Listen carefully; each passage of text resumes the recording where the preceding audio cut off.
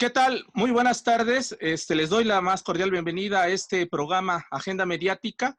Hoy tenemos el gusto de contar pues con una voz de gran experiencia y de gran conocimiento en el tema que hoy precisamente vamos a realizar, que es el tema del uso y sobre todo del papel que ha jugado los memes en esta coyuntura mundial y por supuesto nacional con el caso del COVID-19. Me da mucho gusto tener con nosotros para dialogar al doctor Gabriel Pérez Salazar. Gabriel, muy buena tarde, un gusto tenerte. ¿Qué tal, Luis Ángel? Buenas tardes a todos los amigos, a todos los seguidores de tu canal en YouTube. Bueno, doctor, pues en ese sentido me gustaría empezar este diálogo contigo, sobre todo como investigador y sobre todo una persona que ha profundizado en el tema académico del meme. ¿Cuál es tu visión actual? ¿Cómo ha sido utilizado el meme durante esta coyuntura del COVID-19? Pues me parece que no ha habido demasiadas diferencias en relación con otras coyunturas. Quizás la principal, principal distanciamiento con otras situaciones es que esta ya lleva bastantes semanas, a diferencia de otros acontecimientos que suelen durar 2, 3 días, una semana máximo. Pero en términos generales es más o menos lo mismo, es decir, lo que observamos son una serie de expresiones que tienen que ver con lo que está ocurriendo, con aquellos factores concretos de la situación que hacen resonancia en la gente, es decir, que por alguna razón le llaman la atención o se sienten identificados, y entonces o crean un meme o replican un meme, es decir, les llega por cualquier vía, puede ser WhatsApp, puede ser por Twitter, Facebook, y lo comparten. Entonces, es más o menos la misma dinámica. Las expresiones, insisto, tienen que ver con esto que les es significativo. En este caso, en distintos ámbitos, lo que tiene que ver con los personajes, lo que tiene que ver con casos concretos, el teletrabajo, la escuela a distancia, etcétera. Más o menos es como ha estado evolucionando a muy grandes rasgos, Luis Ángel. Ahora, en ese sentido, doctor, usted acaba de darnos, digamos, este parámetro que es similar a otras coyunturas. Digamos, en el ámbito político, ¿ha habido una diferencia o, digamos, en coyunturas como las que se vivieron el año pasado con todos estos fenómenos de ciberactivismo en Latinoamérica o situaciones parecidas? ¿Qué es igual? ¿No hay diferencia? La tendencia tiende a ser la misma, Luis Ángel. Por ejemplo, en términos de la respuesta de la ciudadanía hacia las acciones del gobierno, en términos generales se suelen observar, sobre todo cuando se refieren a López Obrador, se suelen observar más o menos las mismas divisiones que estuvimos observando desde el proceso de la campaña y una vez instaurada esta nueva administración federal. Es ligeramente distinto en el caso de López-Gatell, donde tiende a manifestar una mayor coherencia, una mayor concordancia de la mayor parte de la población en un sentido generalmente favorable. Han sido realmente muy pocos los memes que se han hecho en contra de López-Gatell. Entonces, insisto, tiene que ver con cada uno de los personajes, tiene un manejo distinto. Incluso en algunos momentos en particular, sobre todo en los primeros momentos de la cuarentena, cuando había una resistencia mayor de algunos sectores a implementar este distanciamiento social, solía en los memes adjudicarle esta resistencia a los llamados sectores conservadores. Entonces, más o menos la misma división, los mismos enfrentamientos son los que estamos observando. Bueno, sobre todo al principio, esto ha ido evolucionando e insisto, en los últimos días ha tenido un comportamiento ligeramente distinto en este sentido de mayor concordancia, mayor coherencia en relación con el distanciamiento. Y digamos, en este sentido, doctor, ¿cuál sería la influencia en este caso, la influencia que está generando actualmente en el espacio público digital el uso de los memes? Porque acaba de tocar un tema interesante que es precisamente con este boom que tuvo como personaje el subsecretario de Salud. Pues vemos que hoy en día pues está en en todos los timelines, digamos, en Facebook o también los timelines de Twitter. En ese sentido, ¿cómo vemos o cómo alguien llega a memitizarse? O sea, ¿cómo se da ese proceso o cuál es la inercia social en ese sentido? ¿Cuál sería la influencia por ello? Generalmente los personajes que se vuelven virales es por alguna característica o cualidad hasta cierto punto extraordinario. Y en el caso de López-Gatell, yo creo que la mayor parte de los memes en lo que coinciden en señalar es la extraordinaria paciencia, la templanza con la que suele responder a las preguntas reiteradas de algunos de los compañeros de la prensa. En términos de esto, entonces, se ha colocado a partir de varias características muy particulares. Número uno, como una figura de autoridad, que eso, vamos, ya no es... Dos, lo que sí ha llamado muchísimo la atención y se ha expresado en estos memes es, lo repito, su paciencia, su prácticamente infinita paciencia. Entonces, eso se convierte en un factor sobresaliente, extraordinario, poco común, que ha detonado en torno a una situación en la que se convierte además en un personaje muy importante todas las tardes a las 7. Entonces, hay una reiteración de su presencia mediática que cuando se va a la discusión en línea, en muchas ocasiones se expresa a partir de estos memes.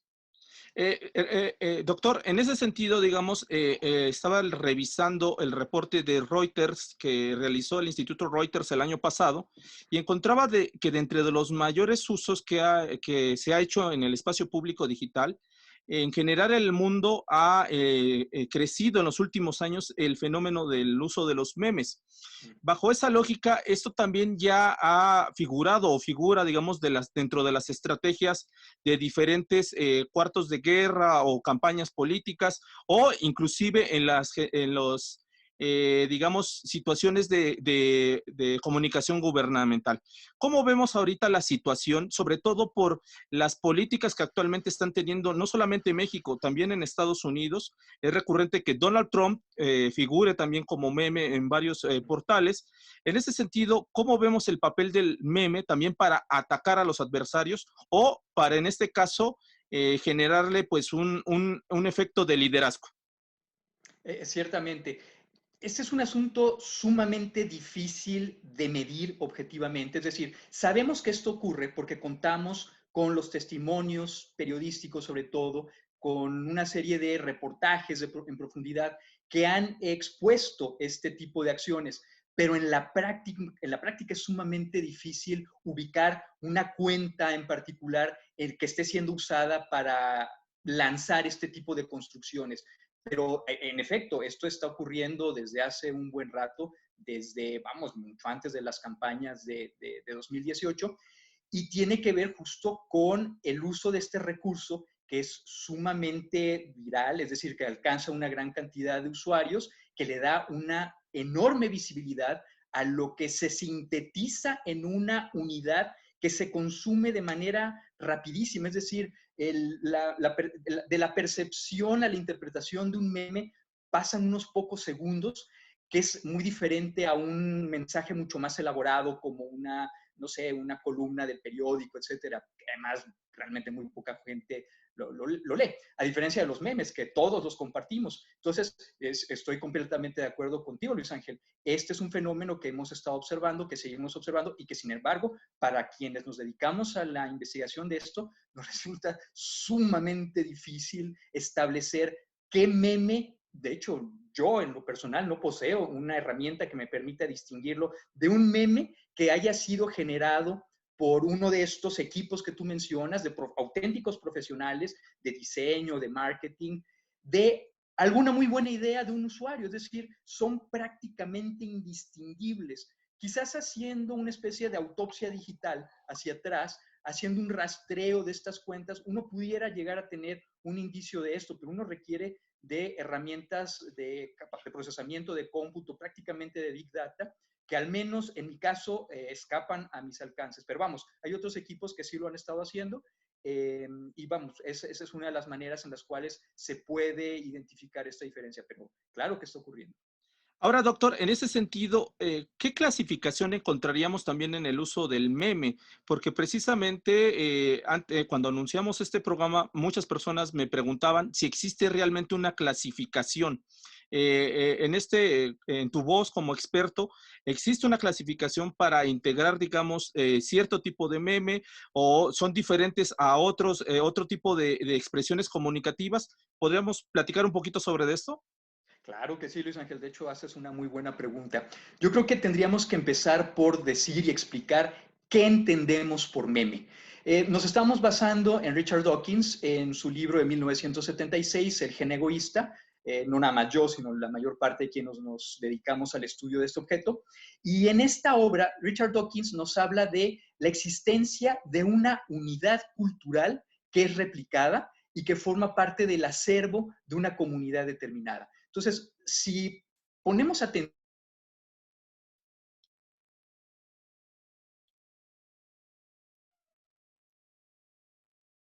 a esta definición, acervo de una comunidad determinada, bueno, pues como meme podríamos ubicar una gran cantidad de fenómenos de comunicación.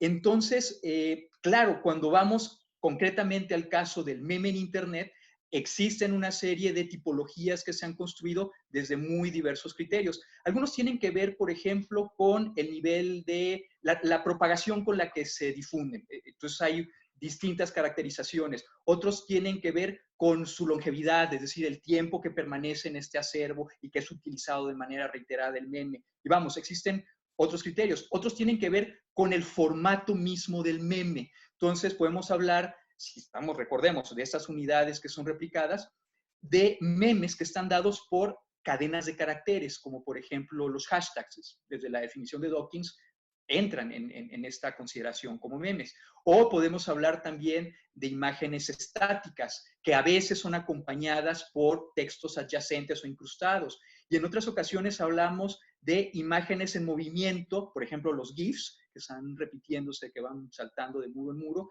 Y finalmente de auténticos productos audiovisuales. Por ejemplo, este meme de Hitler se entera de lo que sea, es uno de estos ejemplos. Entonces, vamos, existen varias formas de clasificarlos.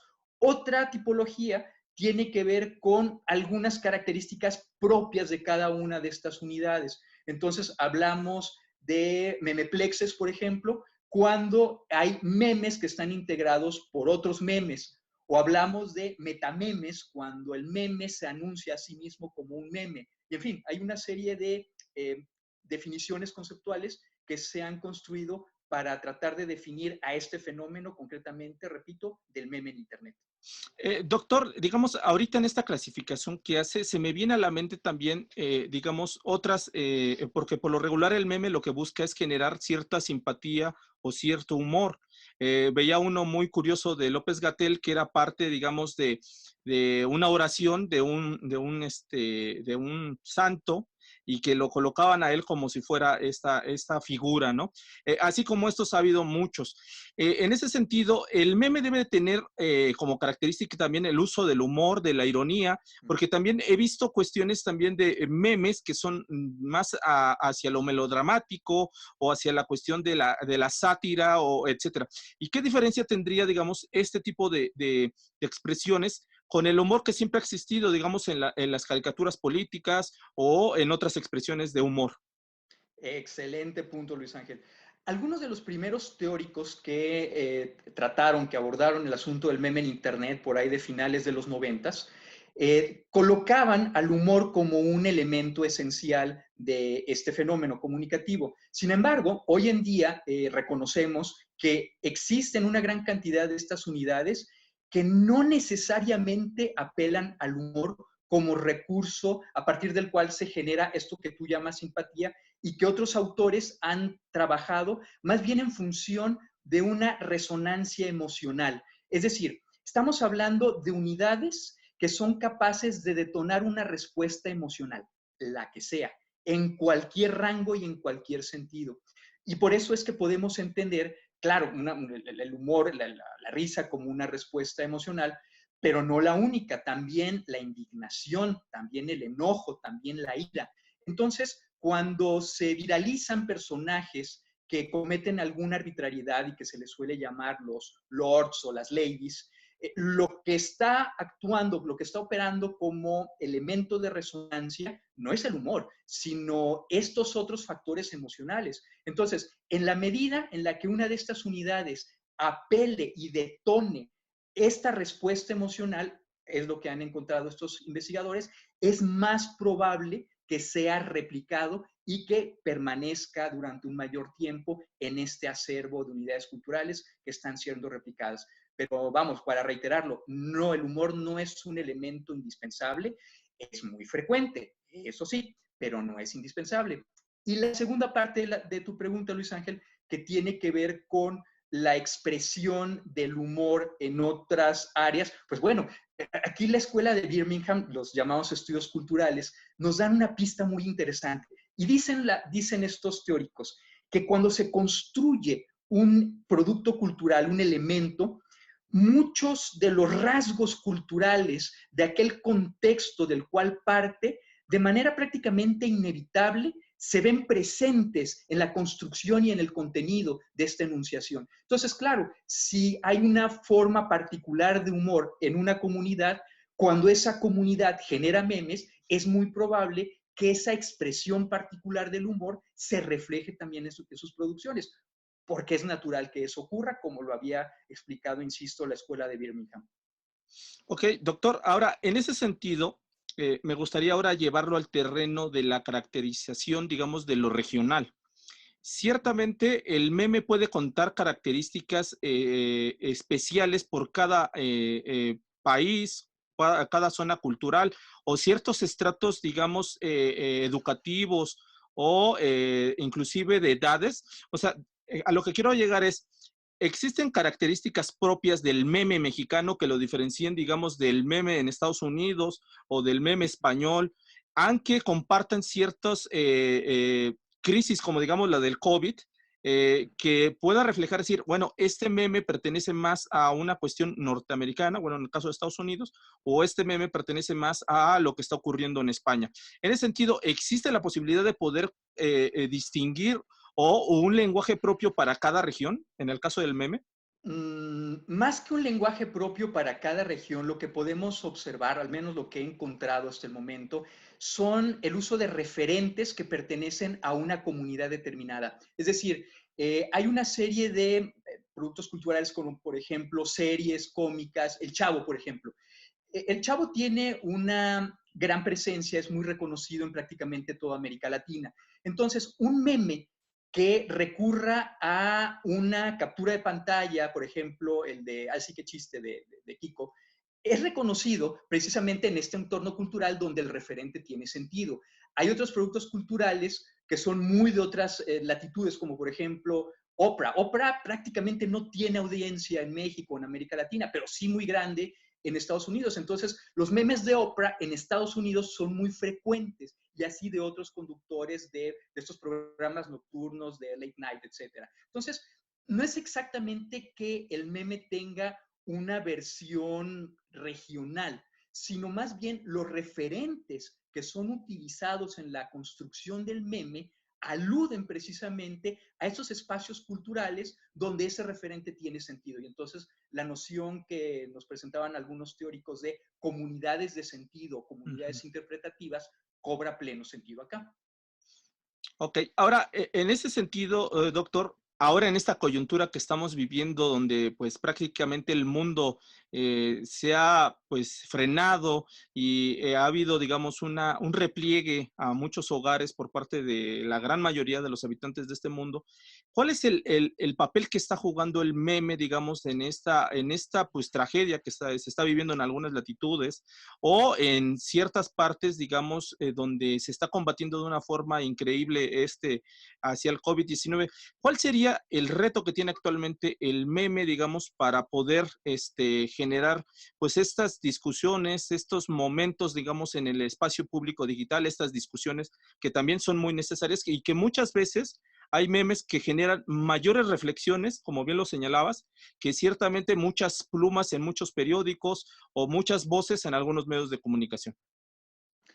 Sí, vamos, el meme posee la capacidad, no porque sea un ente vivo, por supuesto, sino porque es un recurso que quien lo utiliza puede tener entonces la capacidad de hacer estas expresiones. Y en términos de estos usos que estabas mencionando, Luis Ángel, me parece que en estos tiempos uno de los más reiterados es la catarsis, es decir, la capacidad de enunciar aquello que estamos atravesando, que nos es común a todos, que a muchos nos puede provocar mayor o menor incomodidad, desconfort y en otros casos incluso angustia, desesperación.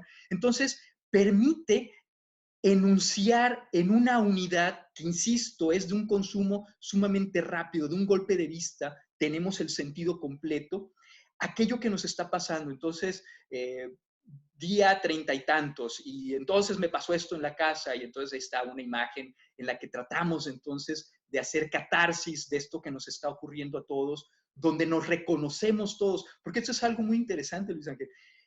La experiencia es tan común en buena parte del mundo, o al menos entre quienes formamos parte de la virtualidad, de este mundo digital, que nos reconocemos en muchas situaciones, aunque formen parte de unas experiencias que estén del otro lado del mundo. Es decir, dado que prácticamente todos estamos encerrados en casa y los niños también están encerrados en casa, todos aquellos memes que hacen referencia a la escuela a distancia, el teletrabajo, etcétera, etcétera, no importa en dónde hayan sido construidos, de tal manera que lo que estamos observando es que memes de esta naturaleza son tomados en otros lugares, en otros contextos culturales, son traducidos y son relanzados. Y entonces, pero sigue haciendo sentido porque, insisto, el referente, la situación que estamos pasando, nos es común a todos. Entonces, eso es algo muy interesante, cómo a pesar de que haya sido su construcción, insisto, en distintas partes, hace sentido en muchos lugares del mundo. Digamos que podríamos, entonces, a partir, digamos, del uso del meme, podríamos generar también una educación o cierta conciencia colectiva para este momento que estamos enfrentando, doctor. ¿Cree que el meme pudiera llegar en llegado momento fungir como este elemento comunicativo que llegue a generar este tipo de reflexiones o este tipo de conciencia? Sí y no. Es decir, voy a explicarlo. Claro, en aquellos memes que buscan llegar a una reflexión, por ejemplo, a partir de tan sencillo como quédate en casa, todos aquellos sectores que no tienen la posibilidad de quedarse en casa, ¿cómo negocian entonces un mensaje como este, quédate en casa? Y la respuesta, como los mismos estudios de Birmingham plantean, es una respuesta negociada, hay una interpretación negociada. Si me dices que me quede en casa, a lo mejor puedo razonar que debo quedarme en casa, pero no me puedo quedar en casa. Entonces ahí hay una disonancia cognitiva que a veces da lugar a otro meme que es una respuesta a esto. Esa es una posibilidad. Entonces, ante una reflexión como esta, ante sectores a los que no les conviene económicamente que haya un cese de las actividades, el quédate en casa no genera ninguna reflexión. Al contrario, lo que genera es un malestar. ¿Cómo me voy a quedar en casa? Voy a perder mi negocio. Y desde su perspectiva, sobre todo en muy pequeñas empresas, empresas familiares, es perfectamente comprensible ese tipo de temores. Hay otros intereses mucho más grandes, más estructurados, más organizados, que han llevado a respuestas en las cuales no es solamente no te quedes en casa, sino son conspiraciones, es decir, nos están mintiendo. Entonces, el meme en sí mismo es un signo como cualquier otro, Luis Ángel. Es decir, permite tanto llevar algunas reflexiones pues de la mayor profundidad, por ejemplo, el reconocimiento al personal de salud, el reconocerlos como los auténticos héroes que son, o puede llevar también a la diseminación de todas estas teorías conspirativas. Es que es producto de tal parte, de tal país, de tal interés, etcétera, etcétera. Y se comparte también y fluye también porque de alguna manera va a esa resonancia en aquellos sectores de la población que son propensos a creer este tipo de conspiraciones. Entonces, es como cualquier otro signo, puede ser usado con cualquier intención en tanto haya una construcción detrás de él, en tanto haya una intención detrás de él y además, del otro lado, una posibilidad de recepción que sea favorable ante esta propuesta discursiva que se nos está presentando.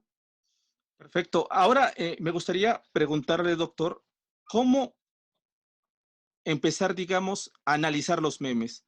Irnos un poquito más al terreno educativo, que también ese es el objetivo de estas conversaciones, es cómo me puedo acercar al análisis de los memes desde el punto de vista académico. ¿Cuáles serían, digamos, las recomendaciones que le daría a la audiencia que va a ver este programa para poder abordar el estudio del meme? Uy, es amplísimo, Luis Ángel. Es decir, piensa en todas las posibilidades de abordaje de cualquier fenómeno comunicativo, todas las líneas que son posibles aplicar, bueno, toda esa variedad, toda esa amplitud de posibilidades metodológicas, epistemológicas, de líneas, de corrientes teóricas, etcétera, son aplicables también al meme. Por ejemplo, si nos vamos desde una perspectiva cualitativa, podríamos abordar el meme desde un análisis semiótico. Y nada más en eso, imagínate la infinidad de posibilidades que tienes, el montón de modelos y autores que tienes para hacer un análisis semiótico del meme o un análisis discursivo o lo que se te ocurra. Eso desde una perspectiva cualitativa. Desde las perspectivas cuantitativas, pues vamos, análisis de contenidos de páginas que se dedican a memes, donde es posible identificar cuestiones como diversidad, tolerancia, o más bien lo contrario, la intolerancia, racismo, discriminación, etcétera, etcétera. Entonces, el punto está, Luis Ángel, en la medida en que es un fenómeno comunicativo tan amplio, tan complejo y tan diverso como muchos otros que existen tanto en los fenómenos, perdón, en los espacios físicos como en los virtuales, las posibilidades de análisis son igualmente amplias e interminables. Y esto es más bien una invitación a quienes están siguiendo esta transmisión a que desde sus propias líneas de experiencia, desde sus propias líneas de trabajo, se les pudiera ocurrir o pudieran pensar, bueno, ¿cómo puedo yo hacer un abordaje de esta línea que he realizado en términos de cómo se está expresando o manifestando en el meme en Internet? O sea, no se le acaba uno. Perfecto. Pues doctor, básicamente nos acaba de dar una plática sobre todo lo que tiene o concierne al mundo del meme. Yo primeramente le quiero agradecer este diálogo y me gustaría pues posteriormente volverlo a invitar para hablar otros temas de coyuntura y donde precisamente el meme juega un papel o está jugando un papel muy importante. Antemano, pues le reitero pues mi agradecimiento. Si quisiera agregar algo más a este diálogo, pues adelante, doctor. Pues no se me ocurre nada más, Luis Ángel, hiciste muy buenas preguntas. Muchas gracias, o sea, de veras, muchas gracias por la invitación.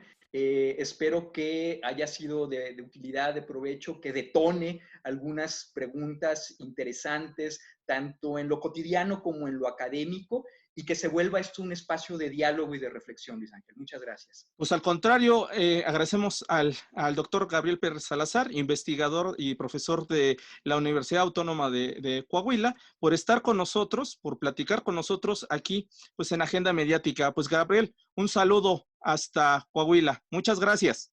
Gracias a ti, Luis Ángel. Buenas tardes. Saludos a todos. Gracias.